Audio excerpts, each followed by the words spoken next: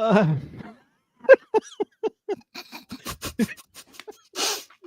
This is no San Diego Gulls podcast. it's oh man. This meme, I swear, this is the best. Oh man. Yeah, so the Gulls warned us with their inspirational poster.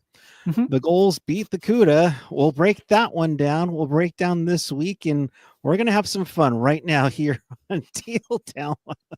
Those eyes, oh my god.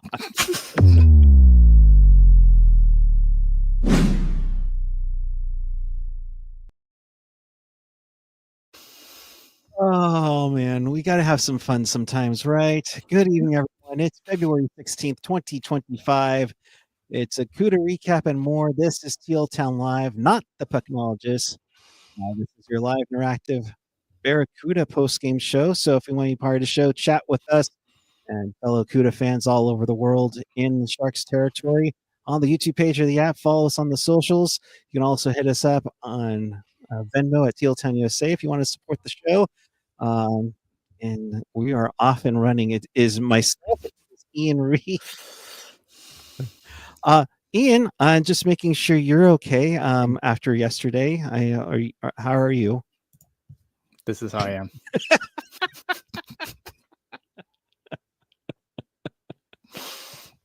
Oh man. Man. We got some fiery comments in the chat after this 4-2 Barracuda loss to the San Diego Gulls. Some I'm not sure we can get around to it, but we'll let's see. It's the same problem every freaking season, whether there's a trash roster or a roster like this year. They take bad penalties, get worse from December to February, and then all the vets leave. Like a Tiger, one win in their last effing 7 away games. Oh, we can throw on the show. Can we? I do all the time. Wait, what am I saying? It's Sunday night. Fucking A. Hell yeah. Hey, yeah. Hey now. Hey now. Beasted fucking sucks. Wide open net. And we can't say that part. One misses it from a not even sharp angle bum. Mikey was right. Oh, he assisted on the worst goal. Yeah, it's just, dump and chase. Yeah, I can't stand dump and chase. It's atrocious. Never planned for a retrieval. Just hope for a successful dig and let the skill guys do the rest.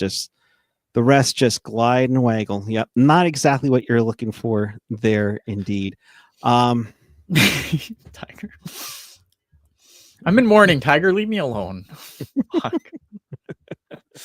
I was like, I don't know, man. Like, I just want this team to be good. That's all I want. I just want them to get into the playoffs. Well, I mean, I think I don't know, man. Like they should still get in the playoffs, but holy jeez. Like it's frustrating, right? I don't think I just at a quick glance here, and maybe I'm just bad with numbers. But I think the last time they won back-to-back games was against Abbotsford at the end of November. Since then, It's been pretty. It's been 500 or worse. I mean, like this week they played 4 games. They only won 1 of them. It's bad. Yeah. And speaking of Abbotsford, with the results now in, the Cuda are clinging on to 5th place by just a point over those Abbotsford Canucks at 25, 17, 2, and 3. While Abbotsford's at 54, Bakersfield's at 47. And so good news, if there is good news, the Cuda are still, Tucson is still down only by 9 points in the playoff spot. So top 7 get in. Oh, for now. Because, I think the only with that gap a little bit. The only real benefit, but that gap can quickly, like we've seen that gap quickly disappear before. I think the thing with that the Barracuda do have the benefit of is the bottom half of this division is not good. Like they're all various shades of bad. I don't think the Condors are very good. The Tucson Roadrunners are basically a 500 hockey club. And Henderson and San Diego, even though they just won tonight, are dog shit teams. Like, That's yeah. That's a frustrating to see. Cuda are 4-4, 1-1. How is that even possible? Oh man, it seems like they've been on a schneid a lot lately. Well, it's because they win, or like they're winning every other game almost. Like it's been basically 500 hockey this week, not so much, but I mean you've seen a lot of like very Jekyll and Hyde performances from the Barracuda. They'll look like complete world beaters one night, and then the next night they will come out and you will not see, and you'll see the worst game of hockey you've ever watched. And Right. that says a lot because we watch the San Jose Sharks play hockey on the regular and cover them here. So make sure you subscribe down below. Okay, and I hate I hate being negative. Like I hate being this negative. Same. I do. But we got to keep it real, right? And keep it teal and keep it real teal, of course. Yeah. Oh, good night. Oh man. Oh, that's right. Kidding. Or how would we too much fun? See, this is what happens when the Sharks are off for like 2-3 weeks, Let's get to some of the highlights of this thing because there were some.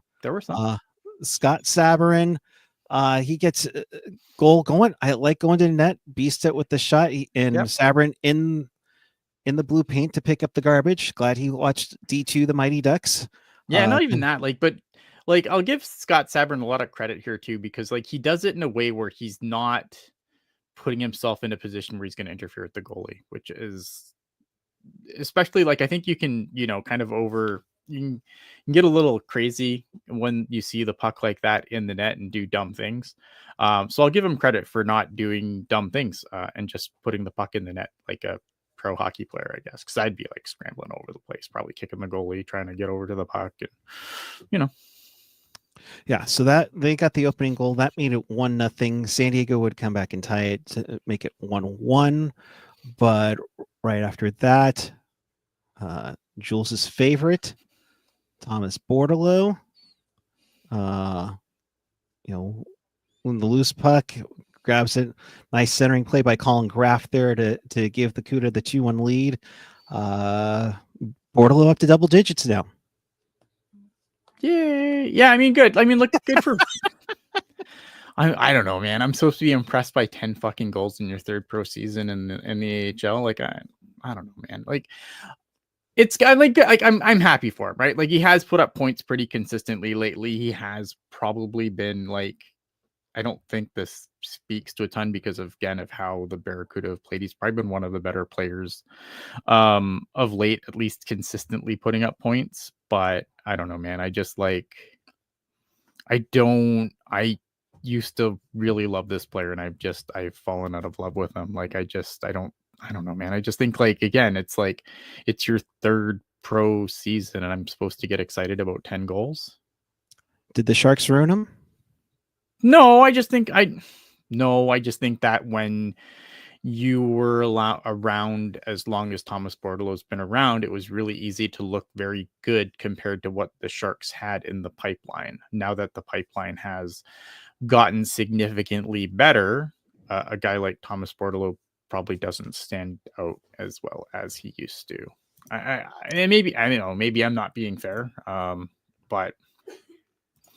but that's a good point. There are guys that have leapfrogged him, and it's definitely shown on the call-ups. I mean, you saw Colin Graff come up. You saw Daniel Gushin come up. Now, granted, Bordeleau was injured at training camp, so that set him aside. Yeah, he did. Too. He did get off to a slow start, and I do want to give him credit. He's still putting up points at a decent clip. I think he's up points, 6 something points a game, which is fine, but it's not super sexy. You know what I mean?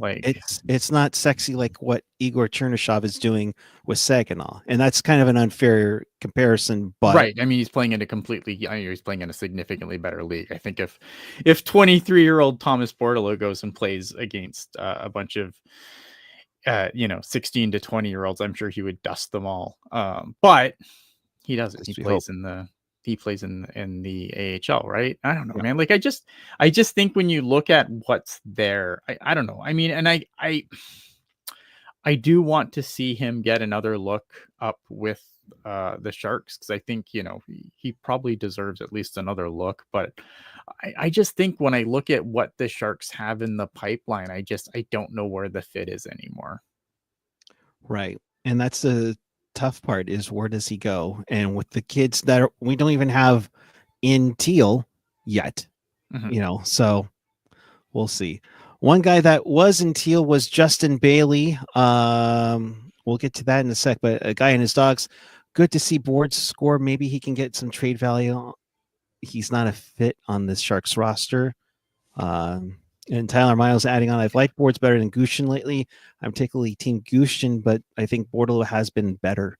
Yeah, I you know what? And Gushin's another guy who I'm angry that I'm so sour at, because I thought I liked what I saw from him in the NHL when he came up.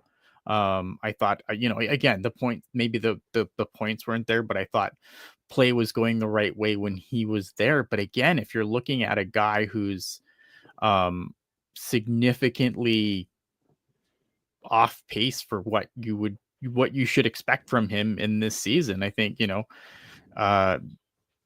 Gushin, he has points. He has had some injury trouble. He's only played 31 games in the AHL this year and has 21 points, 13 goals, 8 assists. But again, I think but it's way off pace from where he was last year at this time. Right. And he was getting a call up too. I mean, after the deadline, he was called up. In fact, I think he helped on 2 of the goals that Ottawa game after Hurdle was traded.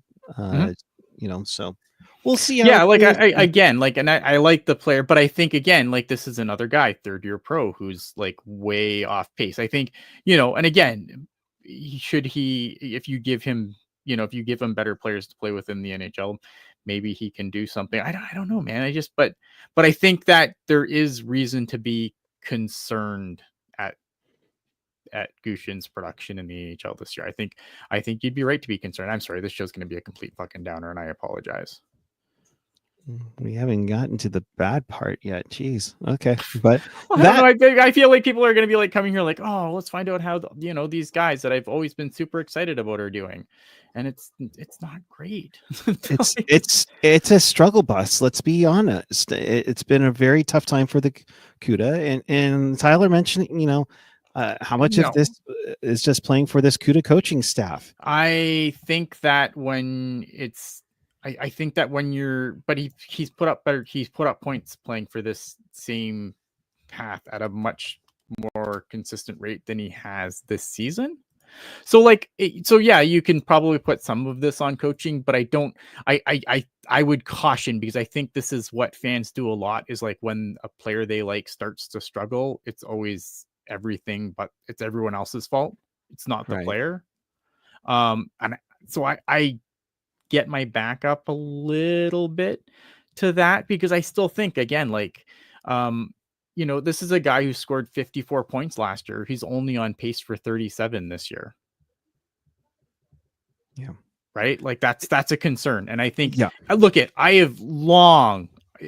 don't have to go very far back to find a show where I've probably called John McCarthy one of the worst fucking coaches on the planet. There's plenty of YouTube. It's not tape. I guess it's just digital fucking thing that takes up the internet on YouTube of me saying how much John McCarthy sucks. It's not this is not me defending John McCarthy. I just think that, you just have to look at the numbers, and the numbers kind of speak for themselves. He's on pace for 37 points. It's going to be his lowest point production playing pro. And all of it with the Cuda. Under John McCarthy. Yeah. On worse teams. Yeah. Exactly.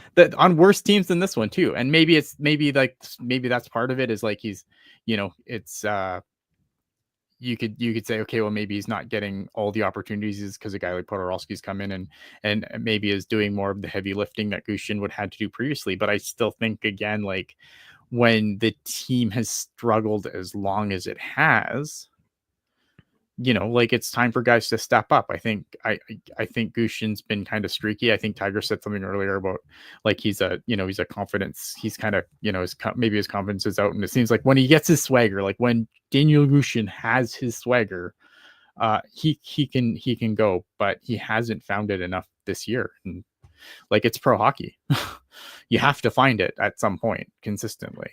Right. Big time.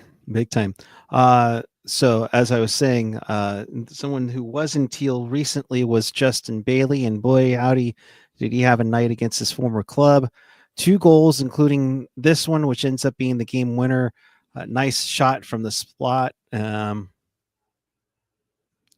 that eventually was the game winner with 16 minutes to go. But a pair of goals for Justin Bailey, that's what would be add on an empty netter. Along with something that's getting concerning, Ian, too many penalties, and when they get a power play, they're not executing it, and that's, you hate to have that being grown in. Yeah, you know what? I don't know how many people are watching right now, but like we have 28 right now. Perfect. I'm glad that like the caliber of our audience is smart enough to not come in here and be like, oh, why the fuck did they trade Justin Bailey? Look what he did. Blah blah blah blah blah. But like here's the thing, right? Like he had a good game tonight. There's no denying that. But if you've watched the Barracuda all year, like there was none of that this year. Justin Bailey was absolutely dog shit for the Barracuda all year. And I'm glad that people aren't here being like, oh, I can't believe Joel, he traded him. Blah, blah, blah, blah, blah, blah. Like, man, he was not good here. Like kudos to him tonight. He had a good game. And he definitely, was the difference in this game, unfortunately, but there was none of that with the Barracuda this season. Yeah, maybe change of scenery, or as we usually call it, post-Teal syndrome. Yeah. It's just, they get better once they leave San Jose, and I wish there was a reason behind it, and wish there was a way to stop it, for crying out loud. So yeah, people get up to play their old team, right? Like that's just how this works. That's true see it too. all the time. Like guys who maybe feel like they didn't get a fair shake in San Jose. No, I think that Justin Bailey got more than a fair shake in San Jose. But however, that can motivate guys, and and tonight it definitely motivated him. I think it was the first game they played since he's been traded. I want to say yes. And Tom Dolan saying Bailey wasn't in their plans, and no, he was like, and that's true. He was never, but he was a guy that he's a guy, because again, you can't just roll nothing but kids. Justin Bailey was a guy that they brought in to kind of be a stabilizing veteran presence on this team who could probably kick in a little offense, which he just couldn't do. Obviously, this is the second year here. The first year here, everyone gets injured. He gets to play on the Sharks' fourth line most of the year. So I think, but was Bailey like a part of the future? No, and neither is a guy like Paul Doralski for that matter, right? Like these are just veteran guys that are helping usher the kids along. Kind of giving them leadership and guidance to get through this. Yeah. Run. Oh yeah. Because you need that. You need that. Like if you look at teams that have success in the American Hockey League, yeah, there's usually a couple of prospects there to help move them along, but usually like a lot of those teams, like they all have these veteran guys like a Podorowski, like a Lucas Carlson, like, you know what I mean? Like there's that's who they, that's, if you look at the Coachella Valley Firebirds, Yep. Yeah, sure, they had guys like fucking Coland and but they also had guys like Podorowski and like other guys that could just usher that we're always going to be there regardless of who gets called up or whatever to keep the team humming along. Right. So 4-2 final for the Barracuda. They lose to the San Diego Gulls. Next up for the Cuda, they come home for a game Wednesday against the Ontario Reign, and then they go back down back to Southern California to play a back-to-back with Ontario on next Saturday, and then Sunday they are at Coachella Valley. So the 2 big ones for sure. Coachella Valley, at least, like that's a team where the Barracuda have somehow had their number all year. So hopefully that continues. But yeah, this team, like, Tiger said earlier, like this team has been just putrid on the road. And that's definitely a concern that needs to be addressed. Yes, Ontario in third place at 59 points. I'll play the role of AJ Strong with Marco Sturm as head coach. And Coachella at 56. So two teams that are above the Barracuda right now. So that's a big one indeed. Bakersfield, as I said, they're at 47. They hold the seventh final spot in the Pacific. They have 3 games in hand on the Barracuda. So that can change things as well if they take all 3 of those. So big week coming up for the Cuda indeed on this one coming up. So Hockey Jerk coming in. This is a yeah! Fuck yeah. Fuck yeah, it is. Jerk, if you're interested, we'll get you on the link. Come on. It's Sunday night. You should be here. Come on. Oh my God. How pissed would somebody be if he jumps on? That'd be funny. Oh. Okay. And I saw the interview with Brody with Reese Laubach, who played great at Penn. And guy in his socks saying he'd love to see Laubach on the Cuda with this. Darn it! Damn it! That's fine. Oh, that's fair. All good, Jerk. We miss you. We love you, bud. Kick some butt in your beer league, all right, man. So a loss tonight. That'll. We move on now. Camelon will be with the Cuda next year. Yeah. I mean, there's always more guys coming. Mike Greer needs to do something with this coaching staff, though. Like, I don't think that they got off to such a good start, and they're kind of just pissing it away as time progresses. And I wonder, like, if this team continues to fall down. Yeah. Like, how long can this go on? And the tough part is it's not just that, but you also look at Askarov's had his ups and downs lately too. Yes, he got the victory last night in Bakersfield, but that swagger's kind of not there. Yeah. I've seen that he's lost that, especially once he got called up for the Sharks after Vanacek gets hurt. So. All right, shall we? Came in late. This has to be John McCarthy's last year, man. I hope so, man. Like, I am so done with John McCarthy at this point. Like, everything. I don't know. We shall see. Let's see. I'm hoping this will play. But let's get to one of our tweets of the night. Also share a tab audio. Yep. Okay. You picked this out, so why don't you set this up? I don't know, man. I was just scrolling through Twitter and I came across this, and it's the best. It is absolutely the best. I'll set this up as well. Massachusetts thing ever. I'm going to say if Ian Reed called a Barracuda game. Mac with the save, and they score. God damn it! Sorry about the swear. The best. Sorry about the swear. It's except I wouldn't apologize for swearing. I'd just be like, nah, this fucking guy.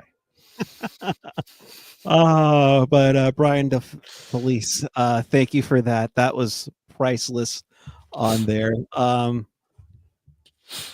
love it.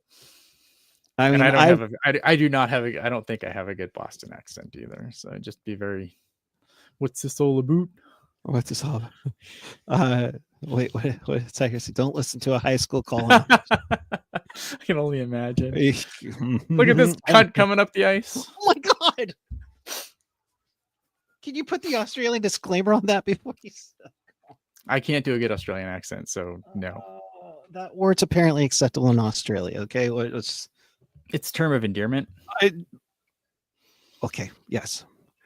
Oh my God. Okay. Hell, let's just play it one more time because I love it. Mac with the save, and they score. God damn it! Sorry about the swear. Oh, I love it. All right. I want to hit some stuff in the chat here. Let's do it. John Swenson asking, what's the weakest part? The 5-on-5 or the special? It's all of it, man. This team just doesn't play consistently good hockey. They're undisciplined. They take a lot of stupid penalties. Tiger. Sorry. Like I there's so many things wrong with this Barracuda team. I don't even know where to start anymore. Like they take, like tonight, how many of those goals were on the power play? Probably all of them. Let me see here. I'll look it up really quick. I'm not. I've apparently. The I'm not actually looking it Cuda up. were 0 for 5 on their own power play, and San Diego went 2 for 5 on the power play. Well, there you go. That's the difference. And both of Bailey's goals were on the power play. Yep. So that should tell you something there. Yay. I don't know, man. Yeah, it's a struggle. It's a struggle, and it's true. And this is why I call them the Jekyll and Hyde Cuda, because the Cuda win, like there are games where this team looks like an absolute world beater, and then the very next game they'll drop like a 5-1 loss where they look completely disinterested. Yeah, and that's not good. Not good at all. I don't want to, Hank, but if we have to, look at this point, I'll talk about whatever the fucking chat wants to talk about. I don't want to fucking talk. We're kind of turning it over to you guys a little bit, within reason. Let's put it that way. We'll talk Four Nations a little bit, but what it comes down to is if Canada wins in regulation, they advance to the championship game. Is that how it works? If they win in regulation, they advance. If they win in overtime or a shootout, they have to hope that Sweden doesn't win in regulation against the Americans. If Sweden wins in regulation, then Sweden gets a rematch on Thursday night. So I will. And Tyler Miles, Hank, I think that Finland-Sweden game was better than USA-Canada.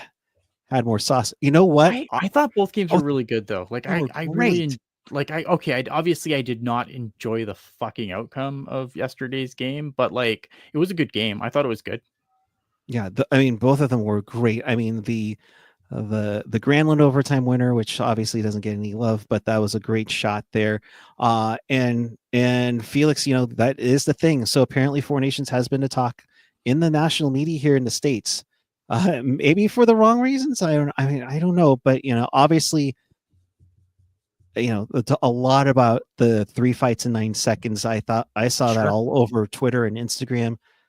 Maybe Bettman's wrong. Maybe they should encourage more fighting in the game, or just maybe a scotch of it. I think it goes to the fact that this is what happens when you don't have this outlet for 9 years. You go 9 years without a best on best tournament. And even if, okay, fine, whatever, this is 4 teams, it's not best on best, whatever. Whether your opinion on whether this is truly best on best or not, but this has been a country 9 years coming. Like this has been 9 years coming. Yeah. Right. And it's been one of those things where you look forward to them playing each other and being lights out of each other. And what was last night. Yeah. It was an incredible game, had a ton of buildup, a little, political drama, I guess we could say, to get that riled up and everything. But it was just a great game. Yeah, it was a good game. I think it was again, did I enjoy the outcome? No, of course not. But I don't think that made it a bad game. Yeah. No, I've enjoyed, there hasn't been a game yet where I haven't enjoyed it. I think the hockey's been great. Right. And even that 6-1 blow up for Finland, that was a 1-goal game going into the third. Yeah. Yeah. And then it did definitely, but even then, but you saw that they made, the US made some adjustments, put the Kachucks on the same line, and that was fucking fun to watch. Mm-hmm. You know what I mean? It's been good hockey. Even in a blowout game, right? So. Right. And it's a great one. I mean, the ratings down here were fantastic, even without the Bay Area. 4.4 is a huge get for hockey. I mean, that's beaten a lot of Stanley Cup finals. Yeah, but I think this is true. And Brisbane Life is hit it right on the head. What was it going up against? The NHL, the NBA skills competition. Like there was nothing else that was football's over. There's no baseball. There's, you know what I mean? Daytona 500s today. Yeah, and I bet the buzz. Sorry, I didn't mean to jump on you. No, it's fine. But the buzz, I think after those fights, probably got a lot of people to tune in all of a sudden. So. Yeah. Thanks, right. This tournament highlights how much we need Brady Tkachuk in the playoff series. Breach. Yeah, and that you know what? I haven't even looked at the standings lately. And it was also on local channels. Yes, that's the big one too. If you're not, unless you're in the Bay Area, then yeah, then fuck you. Do you want me to go on an AJ rant here again? No.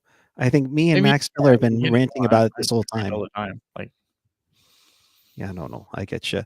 But looking at the standings right now, in the Atlantic, it's Florida, Toronto, Tampa. That's kind of what we expected. Maybe Boston in there, but they're not in at the moment. The Metro is Washington, Carolina, New Jersey. And then the wild card. I mean, I expect Washington to be there. Like Washington has been such a great story this year. Logan Thompson's been fantastic, and Ottawa and Detroit, 62 and 61, holding down the two wildcard spots, and Columbus right on their heels. Right. And same with Boston at 60, and the Rangers out of nowhere have decided to turn it up lately, and they're at 58. The Islanders are 57. And then you go back down to, Montreal, Pittsburgh, Philly at like 55. But I mean, yeah, still some time. There's still some striking distance with, 26, 25, 27 games left, so who knows there. In the West, you have Winnipeg, who's been dominant all year. And the next one's going to be 40. Dallas and Minnesota have been hanging in there as well, but Winnipeg has just been on a roll lately. In the Pacific, I mean, it's been going back and forth between Edmonton and Vegas in first place. LA holds down the third spot at 65, which I thought Vancouver would be, but Vancouver's after all the drama they've gone through this year, I'm surprised they're even in the hunt. Exactly. Colorado at 68. What a tremendous comeback after starting 0-4. You're welcome, Colorado. Yeah. I'm just saying, got you on a win streak for your second win, and like that was just crazy. And then you got, Blackwood and signed to a huge deal, and just can you get them to 30 wins? We want that trade upgrade to happen already. All right. Colorado, Vancouver, the two wild cards. Calgary is 3 points behind, and Utah is 6 points behind. A little more gap widening out in the West for the playoff positioning, but let's play Rockets' favorite game. Rocket, if you're watching, started today. If the playoffs started today, Vancouver would get Winnipeg. Dallas and Minnesota, Edmonton, Colorado, Vegas, LA in the West.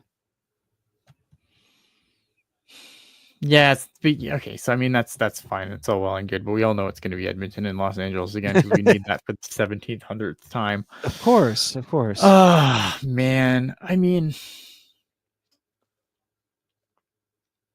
I feel so. I'm looking at this here. I mean, Dallas, Minnesota would be a lot of fun, I think.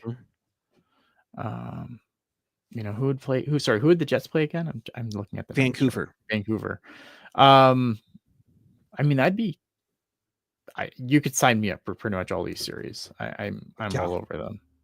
The only thing I think would be terrifying for me if I'm Edmonton is I get Colorado in the first round, and they actually have a goalie this year. Mm-hmm. That's terrifying. Yeah, for me. That's a very good point. They definitely can deal with that. And like, I would much rather be like, yeah, I'd much rather be Winnipeg in this situation, because it just doesn't seem, you know what I mean? And it's the same thing too. Like if you go to the East, right, and you look at like the teams, like, you have the Rangers that are kind of out of it, but they could go on a run and be very in it very quickly, right? And let's say they get that last wild card spot, and then you're the Florida Panthers, and you get the Rangers in round one, Igor Shesterkin in round one. Right. Right now, if the Rangers were to get into a playoff spot, they would open against the Caps. Yeah, but I don't know. I mean, I don't. I mean, yeah. If it's even so, you're the Washington Capitals, who are I think are punching way above their weight, and you get the Rangers, right? Like, and Igor Shesterkin. Yeah, I don't like that. That's a really shitty reward for winning, for basically running away with the league at this point. Like, right. I mean, they have a 10-point lead on Carolina, and the Hurricanes would get New Jersey in round one if that was the matchup, and then Florida. Oh, dude, Florida, Ottawa, Tkachuk versus Tkachuk. Yeah, that'd be it. That'd be fun. Oh, because yeah. What's better than what's better than playing together? Playing against each other, God, right? That'd be fun. Two brothers facing off. We already have the marketing promotion ready to go. There you go. Yeah, we just dub over where they say four nations. Two brothers facing off. I know we're talking about the Rangers, but it would be Detroit getting Washington in there. But yeah, I don't want to disrespect Detroit. I just think that, like, because it's such those teams are so close together that, you know, if it's not unlikely for one of those teams to change, especially like I'm hoping this race stays as close to it as is, and it isn't like the Turtle Derby it was last year, right? Where everything was set by like January. No, it wasn't even that. The Eastern Conference playoffs, like, all these teams were like fighting for the last playoff spot, but then it would be like, well, I lose, so I guess you're losing, and then you're losing, and then like, oh yeah, okay, now I know what you're talking about. My bad. Right, like all these teams, like these teams backed into the Eastern Conference wildcard spot. Go. All right, I will. And Toronto and Tampa would get a rematch again. That would be awesome. Can somebody wear their alternate jersey for this series so that way we know which team it is? I still can't believe the NHL has allowed that to happen. Yzerman is gone. You can get rid of those Maple Wings rip-off jerseys, please. So there's that. Black ones. All right. Agreed. Well, speaking of jerseys, oh well, here let's talk about what the let's talk about what's in the chat here.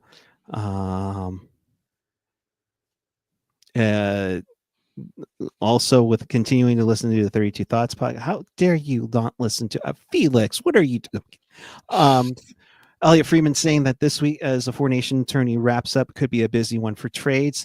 Yeah, I mean, oh yeah, trade deadline's like right around the corner, and you've had probably a lot of these GMs hanging out, doing whatever. There's no trade freeze right now. If a team wanted to make a trade, they could, but I don't think that the NHL would be really pleased with them upstaging. It's one of those things where it's like, you could do it, but would the NHL be happy with you if you did it? And the answer is probably not.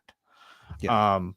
But I'm sure a lot of the GMs have taken in these games, so I'm sure that they've all been, you know, lock them in an elevator and see many trades can get made.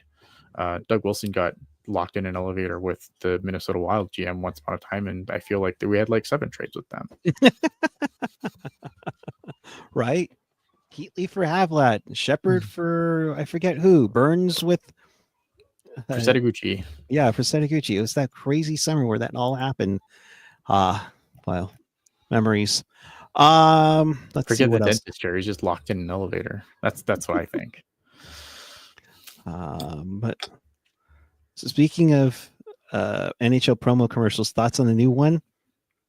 I think it was the like the goal of the year, and it had Messier talking about, hey, back in my day, backhanders were cool.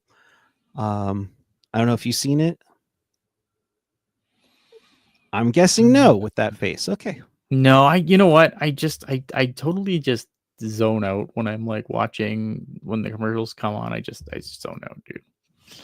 I just don't like, usually like if the play's not on, I'm like scrolling Twitter, doing some stupid shit that I probably shouldn't be doing. No, I've liked what the league has done with the commercials here this year overall. I love the tipping one.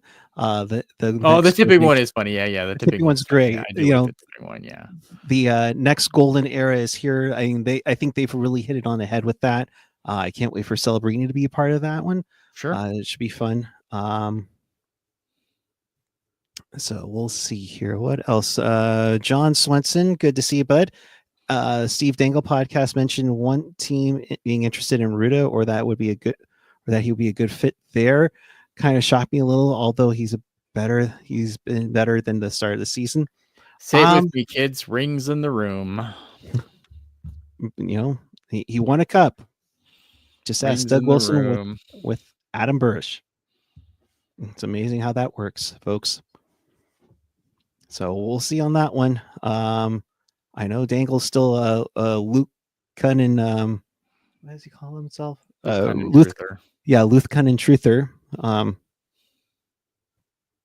Just saying, when they get to here, do they come here before? Or no, we go over there. So perhaps we can drop off Luke Cunnin in Toronto when we're on this 7-game road trip coming up for the Sharks.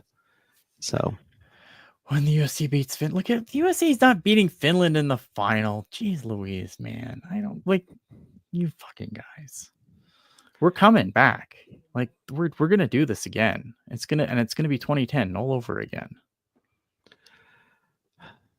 I'm kidding. Denounce poutine. I'm sorry. Yes, carne asada fries are great, but no, we are not denouncing poutine. That is not the way to spell it either. But I mean, French. Oh my god, poutine is so good. Yeah, I couldn't like. You could not. You'd have to put me on the ground. Yeah, no, that can't happen. A guy in his socks really pushing for Brady Tkachuk to come to San Jose. Well, we need Greer to go get stuck in Ottawa. Signed to like 1 million years, though, isn't he? Let me see that. I thought he just re-signed. Like, I can't imagine Ottawa. Like, something would have to go really south there for Ottawa to even consider moving him. But Brady Tkachuk is a UFA in 2028. Okay, so they've got 8.2 million cap hit. I mean, that's fine too. That's fine, yeah. But it's not as long as I thought it was. I thought they'd have him locked down to like a max term contract by now. So we'll see. Yeah, and they can't even sign a new deal with that coming up soon anyway. So he is locked down. What is the? He has a full no move too. Yeah. You can according to Puckpedia. So wishful thinking. I mean, unless it gets really bad in Ottawa again, but I can't see it. They've got ownership that's going to spend money. They got a new building that's going to eventually be built. And they've got a good, like, you look at that team up and down, like it. If you want to talk about, it should be a team's time. Like Ottawa should be in that.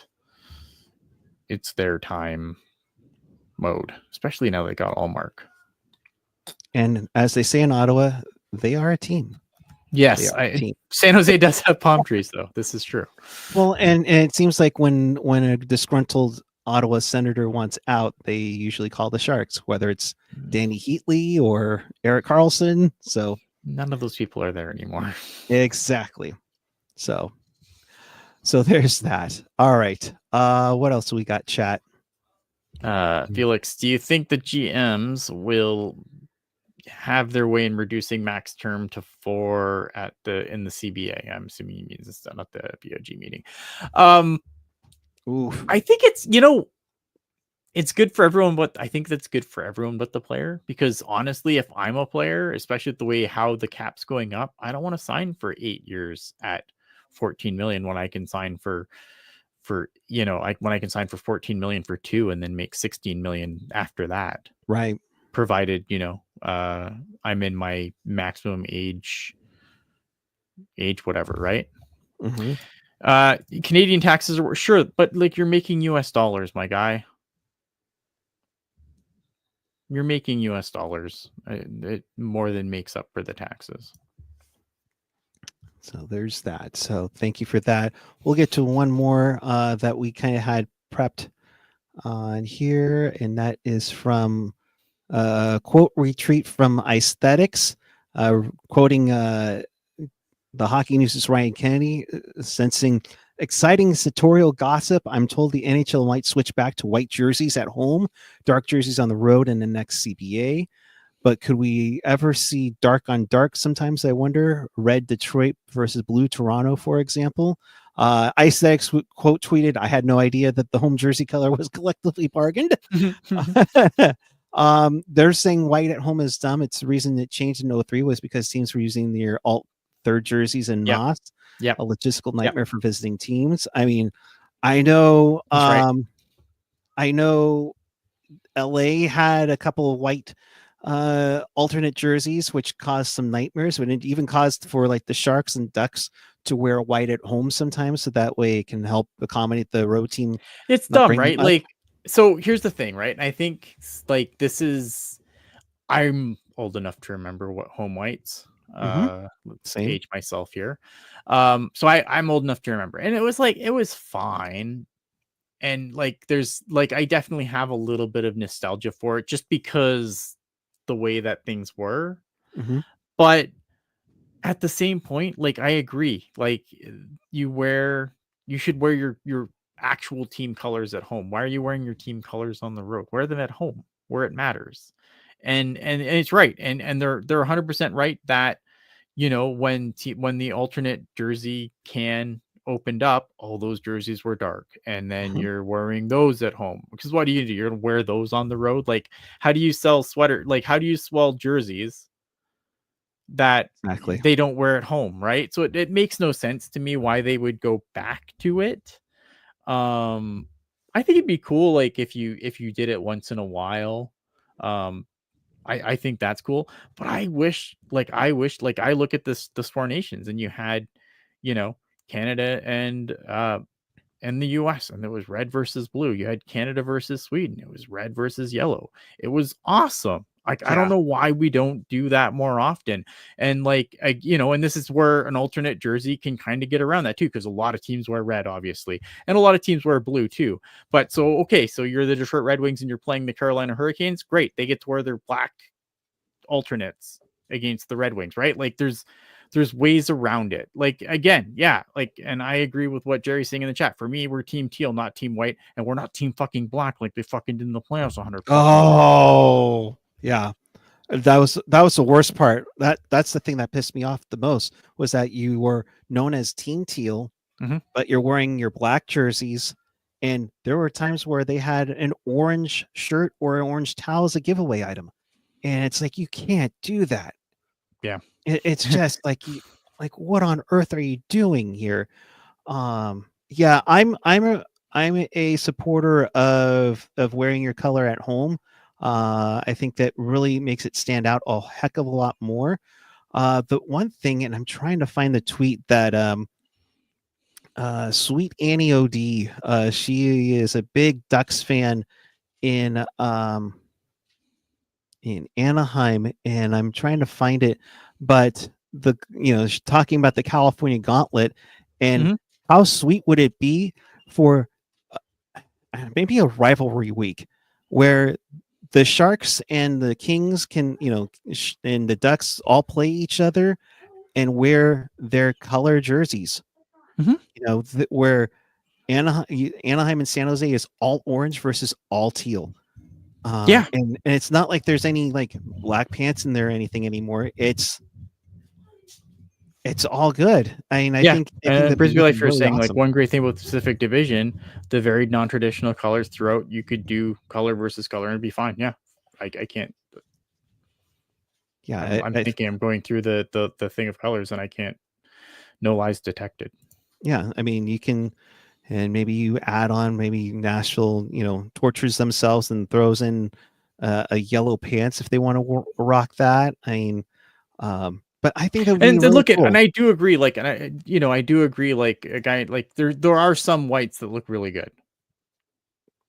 Like, I do think that, but I don't think you have to get rid of them completely, because again, like, there's going to be situations where obviously for color reasons, you would have to wear something that would differentiate the players. So I don't think you eliminate whites completely, but I think it's a great situation to have where you could just, wear whites when necessary, right? Like you Right. keep them around for when they're necessary. And then if you're like a team like the Sharks that no one else wears teal, yeah, maybe you throw on your whites every once in a while so you can keep them flying off the shelf. But I don't know, man. To me, it's whatever. Coming back here, a couple of things. Just imagine how much tickets are going to be with 16 million year salary. I Oh mean, God. you're not wrong. That's the downside. But I mean, that's why they got to keep doing things like this, like the Four Nations, like the World Cup, because that's going to generate revenue, and because it's a league PA partnership that generates extra revenue that, again, hopefully would take the price off of your standard game, but we all know it won't. There's something else in here. Tom Dolan say I never understood why a league like the NHL makes it more difficult to watch product. Money. Because rights fees are how these leagues are making so much money right now. When you look at, I mean, I don't think hockey's alone, especially in the States. Like, I feel like if you want to watch the NFL, you have to like have like a bajillion different things if you want to watch every NFL game. Am I wrong? Like, am I off base there? No, I mean, because now all of these streaming services, it's not like, oh, it's NBC. No, they have an exclusive game on Peacock. I think it started.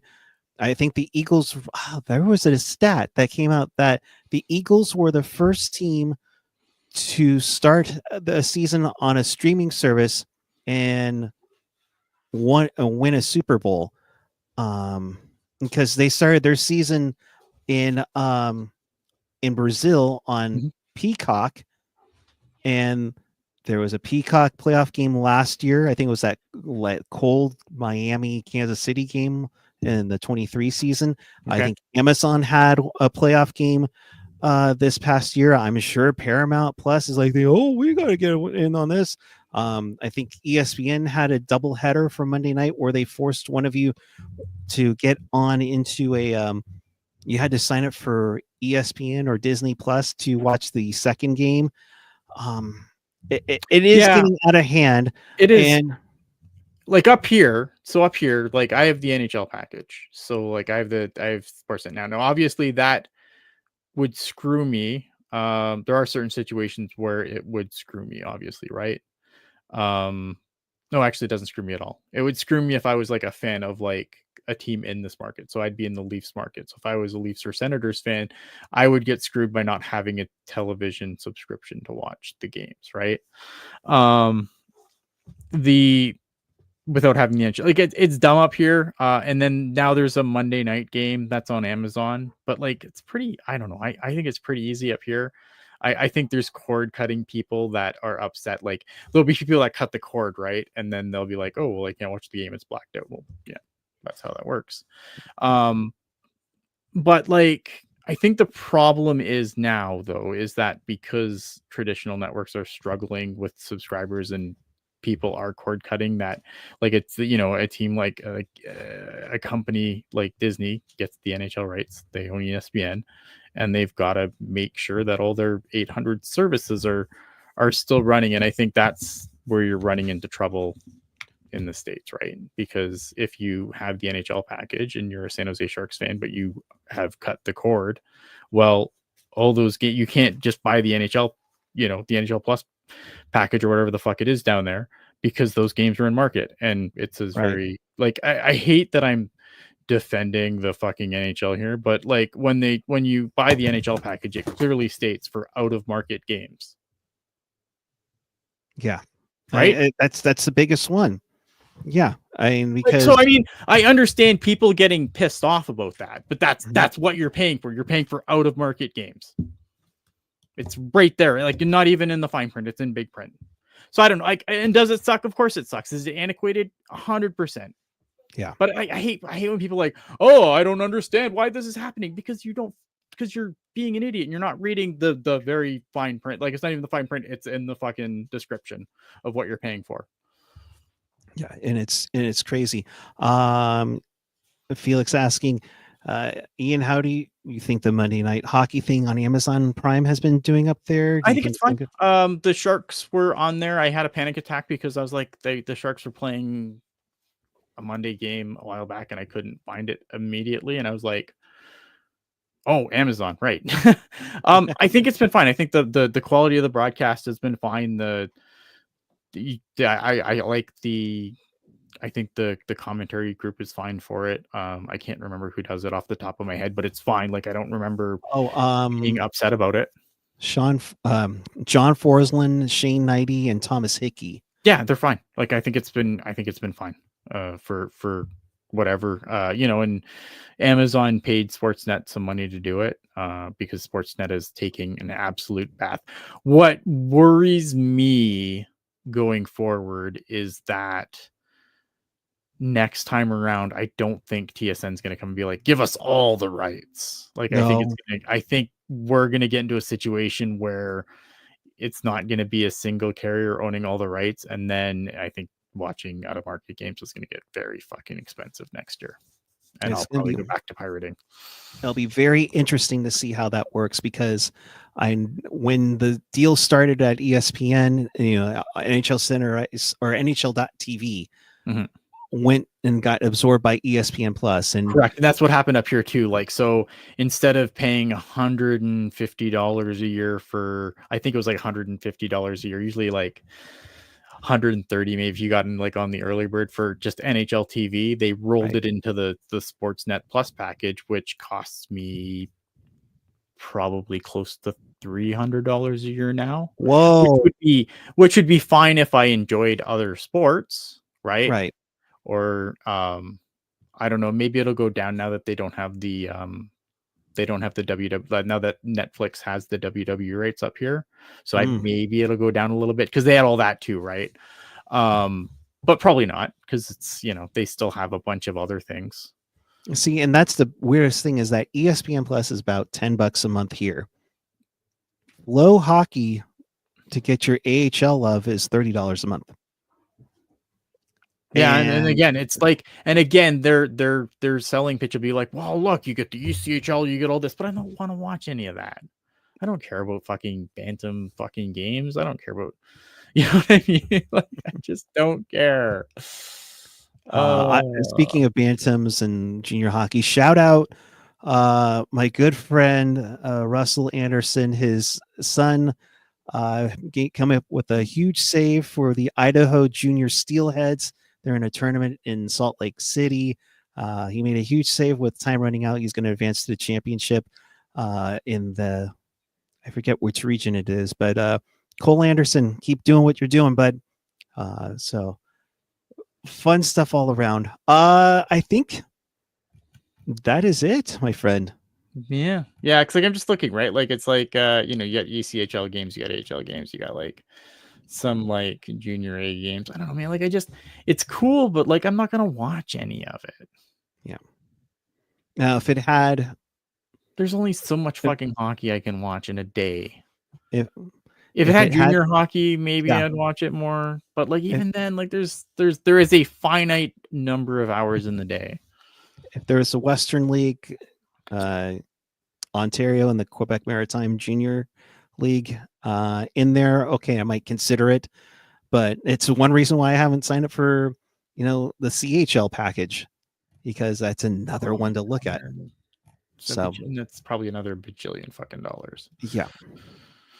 So with that, let's wrap this one up for this evening. In case you missed anything, you can hit us up on tealtownusa.com. The audio version will be going up shortly, wherever you get your podcasts. And of course, on YouTube, we always encourage you to like, subscribe, and hit that notification bell. Sorry. What? Sorry? Continue. I was like, you get USHL too, which is kind of cool. But again, it's just like, I don't have time to watch all this fucking hockey. I'm just waiting for the USHL to become the fourth Canadian Hockey League. I mean, what was it? Penticton is coming to the WHL. Just waiting. Yeah, there was a couple of teams that they did want to break away, but obviously USA Hockey is going to be like, no, fuck you. Right. Which is a completely. But I know there was talk of a couple of teams wanting to jump ship to the CHL, and the USHL is USA Hockey is obviously not having any of that. So yeah, it'll be interesting to see how how that progresses, because again, I think that I think the USHL is another league that is going to have a little bit of trouble when it comes to the new rules, as far as the NCAA players, like all players being eligible for NCAA hockey now. With all those walls coming down, I think the USHL is probably going to be in a little bit of trouble too, much like the junior A leagues are up here. Right. It's going to be fascinating, especially next season, what happens, especially for those lower level leagues. I'm just curious by that. Yeah, because now that you have to play here, or you can't go to college, like now that's no longer a thing. I think it's gonna. I think that, unfortunately, I like the USHL, but I just think it's gonna hurt them. Yeah. I finally found the tweet from. All right, here we go. Sweet Annie. California by far is the best looking state. Soon will be the Death Belt it once was. And like I said, I'm hoping. Have a rivalry week, and easy for me to say, have a rivalry week, and have them all playing their color jerseys. That'd be great. Sick. So, all right. So our schedule for this is follows. Canada and Finland will play 10 a.m. Pacific, 1 p.m. Eastern time on Monday. 5 p.m. it is USA versus Sweden, in a game that the USA doesn't really need to play for too much, unless they really want to make sure it's Canada. Play. Jesus Christ. You don't duck. Like, listen. Jeremy Swayman in net for the United States. Your thoughts? That'll be fine. Yeah, it's fine. Look at. I don't think that, like, yeah, obviously, like, it's a good game to get Jeremy Swayman a start. Obviously, like, obviously they're going to go back for the championship game. They're going to go back to Hellebuck, and it's nice to get Swayman a game. But like, I don't think that the U.S. is going to come out and lay an egg against Sweden, because they're not going to duck Canada. No, that would be silly. Like, I don't think they're like, that's not how, like, you can't duck teams, man. No. But we'll see what happens tomorrow. We will be on following both games. Those games will be on TNT. So check that out. And then we'll be back here after the game for both games. And Ian might be happy. Ian might be wanting to riot. Ian might want Quebec to annex. I don't know. Or to, what was it, to become a sovereign country? Yeah, they can, like 30 some odd years ago. So no, I forget what was asking another watch along. If it is US Canada final, mm-hmm. we will do another watch along. No watch along tomorrow. I got things to do. No. And I know if Felix is down to jump on for the after dark, or yeah, that'll be fun. So that's what we're going with tomorrow. So after dark following Canada, Finland, and USA, Sweden. So be on the lookout for that. Until then, thank you for watching. Appreciate each and every one of you. Keep it real. Keep it teal. Keep it real, teal. One more time, the Barracuda lose to the Gulls 4-2. And we will see you following both games. Ian might be shaking his head like this, or he'd have a big smile and said, "Bring it, bitches." I don't know. When Finland US final happens, watch along. Do you want to just watch along regardless? For the final, US is going to be in there. This is technically an American podcast. I know, it's like it. I mean, I'm the only fucking Canadian here. Yeah, but it's USA Canada. I mean, well, I know, but we'll figure it out. We'll figure it out. Maybe if we sweeten the super chat pot, maybe we'll do that. I don't know. We'll see. All right. Until then, thanks for watching, and we'll see you tomorrow after both games in the Four Nations face-off. Have a good night, everyone.